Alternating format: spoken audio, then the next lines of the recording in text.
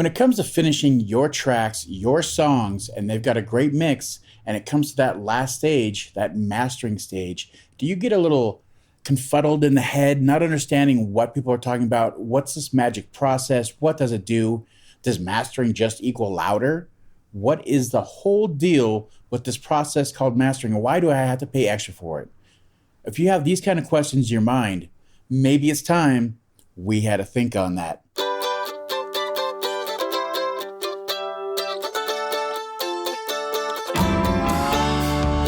Hello and welcome to the 145 World Podcast, where we are here to strengthen music careers and communities one song at a time. And now here's your host, Jacob Wing. Yay! Hey everybody, welcome to today's episode. Welcome, and just want to get right into this one. We've got a great episode for you. So much to talk about. Really just want to get into the nitty gritty of the whole mastering process, what it is, why you need it, why it's important, and some tips that we can throw your way that may help. And before we get into that, first thing I want to just say is thank everybody so much for the likes, all the views, the subscribes. Thank you so much. It's made such a huge difference. We're really moving in the right direction. Thank you. If you haven't yet, just take a quick second, hit that subscribe button, give us a like. Those things really help. They're really helping us push forward and get things done, get building this community. Thank you so much. Let's get into this episode now. So what is mastering? Why does everybody say this is so important? Why is it an essential part? What's going on there? Isn't it just make it louder? What's the whole point of this? And I really want to touch upon this because a lot of my clients, when I get to talk to them and I'll give them their quotes and I'll just tell them what we're going through and all the process is going on. The second I say mastering, you can either see their face just, glare over and like, I don't care. I don't know what that is. As long as we're getting it done. I don't care about, I'll know it when I hear it, that kind of thing. But it really is an essential part of the entire process of making music, of creating this whole thing, and having that finished product that sounds professional versus something you can hear from somebody else. And you may not know right away, but you can hear and say, this isn't quite finished, or it's not quite up to par with, the people that I like to listen to, my favorite acts, my favorite bands, my favorite musicians. Something's missing. I can tell that this feels amateurish or, just not quite a finished product. This can be the number one reason that's causing that, because they neglected that mastering process.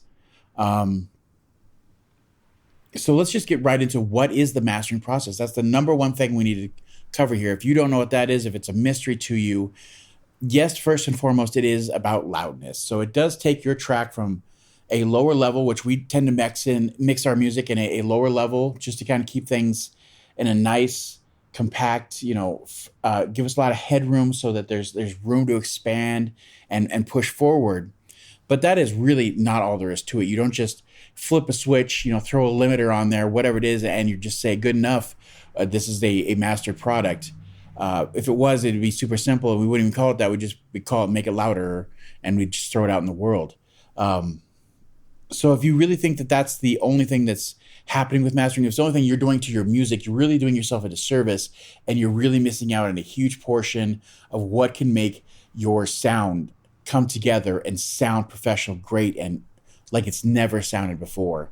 The simplest terms, though, it really is taking songs and getting them to a certain level so that we're all playing on the same field. So if, band A over here is putting out their mix and they think it's great, but they didn't care about the volume. They weren't trying to push anything. They weren't peaking their meters, all those kind of things. And it just sounded good to them, and it was exactly what they wanted.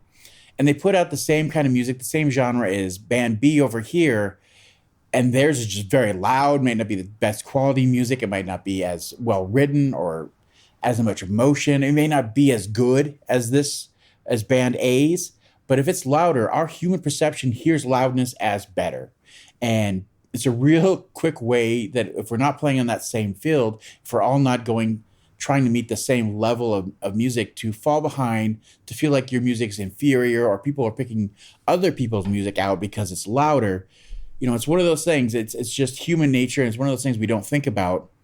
But louder always equals better to us for whatever reason. We could take the exact same mix, tell you we've changed things here and there, and all we've done is made it just a little bit louder, and you're going to perceptibly think this is a better version. I like it. I can hear it better. It's got more clarity. It's got this, that, and the other. You'll give all these adjectives, and it won't be true. It's just a little louder.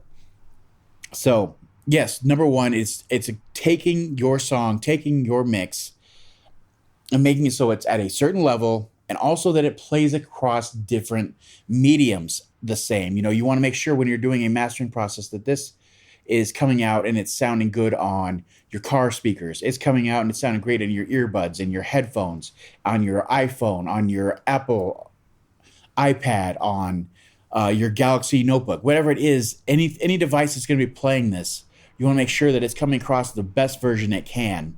And the mastering process is supposed to take care of a lot of that, or at least give you its best shot of the song so that it works well in all environments, on all speakers that it's coming out of. Now, the other part that maybe you don't think so much about, and maybe when it comes to, the magic, the mysticism behind the mastering process, is when you start talking to people that actually do mastering for a living. They're audio engineers, but they don't do a ton of mixing. They don't do all that kind of stuff. They just focus clearly on getting a track finished and to sound the best as it can at the end of the day. And they're doing so much more. It is its own art form. It is its own science. It is beautiful when you can really get that, or sit down and get to watch somebody who is so great at this craft of mastering a song. They're going to take a long listen to the song, just like you would if you were doing a mix and where you wanted to figure out how the song's going to work. You'll sit down, you listen to the song, and then they'll put EQ on it in certain areas, and they'll put, dynamics in different places. They'll deal with the compression and put limiters on it. Of course, they're going to talk about the stereo width, and they're going to, either widen or put certain frequencies to enhance those, because, they kind of felt like maybe it's a great place where your vocals will start to really rise above the mix. They know the techniques, the perfect pieces of equipment to apply to that and how to use them. And like I said, it's really its own art form. So that's basically what mastering is. It comes down to, we're dealing with all these different things, but there's this great analogy that I like to use. And if you saw the clip art or the thumbnail or anything for this, I kind of made it into the clip art for that. But you just have to think of yourself as, you're the earth and you have created this amazing thing. You created a pressurized rock out of nothing. You took a bunch of carbon atoms and you applied pressure, you applied heat, you did all these amazing things to create this rough, just bunch of carbon. And it's just a rough diamond. And it's amazing, and it's really unique, and it can only happen because you've done all the work. But if you want to get that sparkling, one-of-a-kind gem that is a sparkling diamond, it has to get cut. It has to get polished. And that's kind of what the mastering process is. It takes this thing that you've created. You've went through all the steps. You've done all the leveling and all the, EQing and getting every instrument to sit exactly where you want it to sit. And they can take that and make it into something glorious that shimmers, that shines to everybody that sees it. And that's really the best analogy I know of how to say what the mastering process is. But it clearly you have to understand how important that is, what it can take one product and turn it into something else. Yes, so it's the same thing, the same core thing that happened. This is still, very tight, perfectly aligned carbon atoms, but just a little polish, just a couple cuts here and there, and you have something magnificent that just shines to the world. So that's the real important thing about why mastering is important as we're going into the next part here. We touched upon a bit about it just because we want to make sure that it's the same on all of these devices and it's going, out to the world the same way. But also another reason that it's really important is because if you have multiple tracks and people are going to be listening to that, so you have an EP that's either 5, 6, 7 songs, maybe even just 4, or up to 10 to 12, a full album. You want to make sure when they're going from one song to the next that it's not dropping in volume and they have to reach for the volume knob or click the volume buttons just because it blew out their eardrums or they can barely hear what's happening and they don't know why this song isn't as loud as the other. You want to make sure from song to song those things are matching. And that's what a mastering engineer does. Is they take those things and they go out of their way to make sure that all those things match each other. The other thing, again, is just to make sure that if you buried something in your mix, if you're having some kind of trouble where what you want to come out isn't shining through, especially we see this a lot with vocals. We see this a lot with lead parts in songs where they'll just get buried too much. And even no matter what you do to it in the mixing process, it's not quite getting there. Mastering engineers do have a couple tricks up their sleeve where they can get that to float above the mix and just stand and sit right where it's supposed to and really belt through in that song. It's a real skill, and it's just a beautiful thing to see. Any other reason that you would think that it's important is that mastering engineers are really good about being able to get the songs to sound exactly like they're cutting off the tails in the beginning of the songs so that they match up perfectly, and they're also getting a sonic like glue, I guess would be the best way to put that across to you, is where all the songs kind of have the same quality of like, you can go pick out an album and you can listen to them and they all have the same quality. They recorded at the same time, usually at the same place. And they have something about these songs that they're a group of songs, they belong together. And that's a great thing to have if you're at that point in your career and you can create an EP or an album and have somebody master it for you. It's just a great thing. It's a capture of time, and you just know these things happen at the same time. They represent a snapshot in my life and my emotional period and my writing period, and all that kind of great stuff happens because you did this and you chose to use a mastering engineer, and it just sounds cohesive as a unit.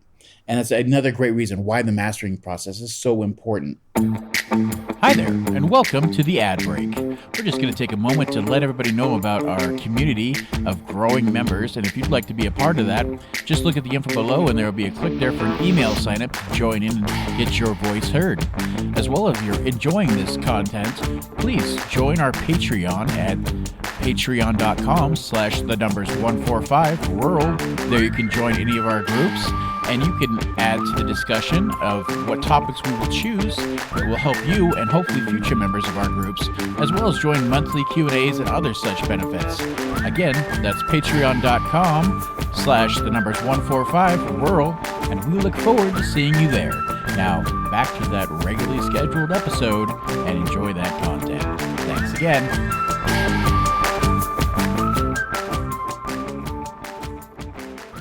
Let's just go right into the mastering process itself. Like we were saying before, usually the first process for a mastering engineer or somebody who's doing a master is the exact same thing as you would sit down to do a recording or do a mix of the recordings you've done. As you sit down and you just listen, you just kind of take in what you're trying to work with, what the rough outline of what you have to work with is, just like a person that was whittling a piece of wood, I had to make sure they had the right dimensions, it had the right feel. What could this become? What can I make this into?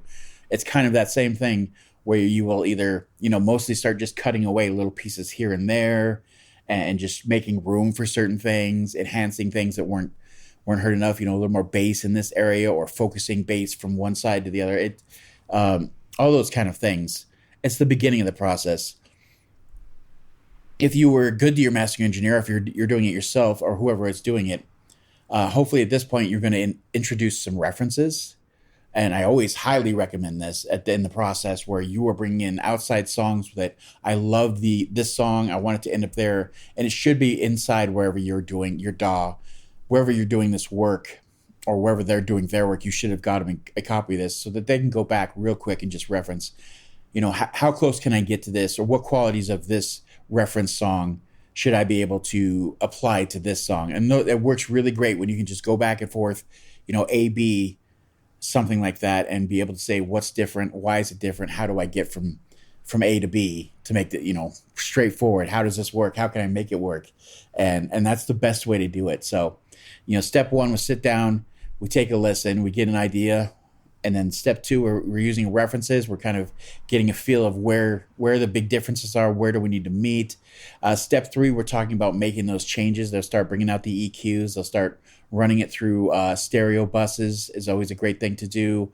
All these great tricks they have, they start to do all those things where they're starting to make the cuts, make the boosts, all those kind of things, and go from there. Usually they're going to be either adding some sort of saturation if they need to, or any kind of background noise, anything like that to enhance. And then they'll start talking about the spectrum, the sound spectrum. Is it how 3D is it? How wide is your mix? Because I guarantee you, if you've never had a real master and you send it out and you'll listen to yours on your headphones and it sounds good, you're happy with it, and then all of a sudden you get theirs back. And even if you level match them, so it's not one's louder, you're instantly happy. When you start to hear it widened out and there's room for everything, and you can really picture in your mind, like, there's the drum set, here's the keys and the piano, I can hear it, the vocals right in my face, right? It's just amazing how they're able to take that and shape the sound like that. After that, they start talking about just the final process of anything that needs to add that little bit of sparkle. Each mastering engineer I've ever talked to always has their own little tricks they keep up their sleeve to make it their unique in their own. And then right after that, they're going on to the final thing where they're usually got a level meter and they're trying to match those levels to, all the songs need to be at the same level. We used to use DBFS, which was our standard for what we would match the songs to. That would, just decibels, so we knew what the decibels were the song. But it turns out that wasn't always the best way. And then we moved into something called LUFS, LUFS, and that stands for loudness units relative to full scale. Fun to say, isn't it? Just rolls right off the tongue.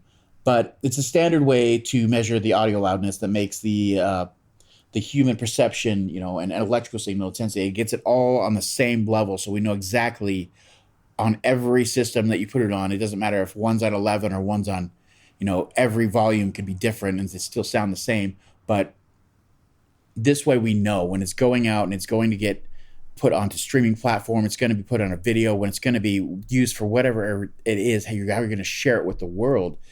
It's going to be at a certain level that we know that it needs to be. Most master engineers will take that number and go a little over. Each of them kind of has their own feeling of where it should be. It's measured in loudness. The lower it is, the louder it is. So, and then it's usually like 12. -12 is where they try to keep it. -9, some go that loud. It just depends where they're going with it. But in the end, the reason it's not such a huge deal is that whatever streaming platform you're putting it on, wherever it's coming across, even on YouTube, they all have their own standards of where they're going to compress that down to and where they're going to cut the line at of how loud that can possibly be. Just for frame of reference on what those are, I did write those down here. And I believe Spotify normalizes theirs to -14, Apple to -16, Amazon to -9, and sometimes between 9 and 13, -13. TV and radio would usually have theirs about -23. So it's like you said, it's all over the place. But if you could kind of push it to the limit, that's why I say some go to -9 as because it covers all of those. It covers the entire spectrum, and no matter what, as they squish it down, it was already good to that point. Everything was great, and it can't get worse. So you kind of go to that level, but it just depends on what's best for your song. But that's really the most important thing, is they're just trying to make it so that it sounds great when it goes out to those, and it's hitting those levels. And there was a time when we were just pushing it too hard, but we had the what we called the loudness wars. It's great to mention because you might hear people say this sometimes. We had the loudness wars. Usually it's referenced between 2000, and it kind of really hasn't ended, but streaming services kind of put it into it for us. But there was a time when it's just, we could not get things loud enough. We have all these great albums that we like to go and reference and say this is a result of those loudness wars.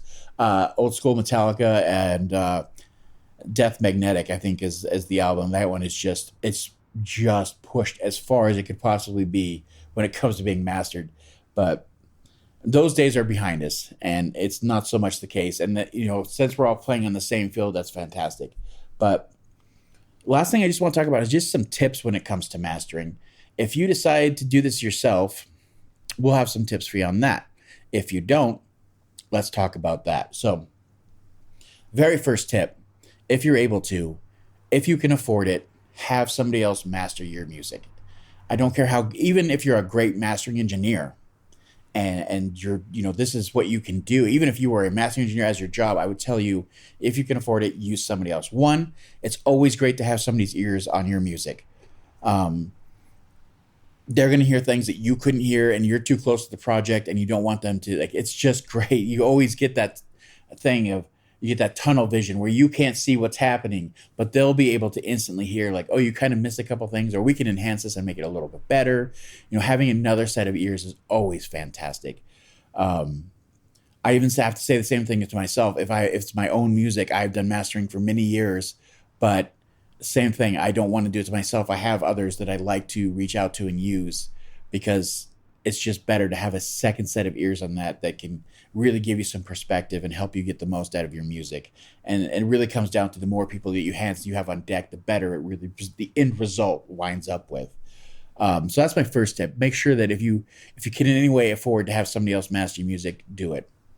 A second tip I want to talk about, if you aren't able to do that, just use something simple. Just a mastering program out there that can do it for you is a great place to start. I have referenced Isotopes.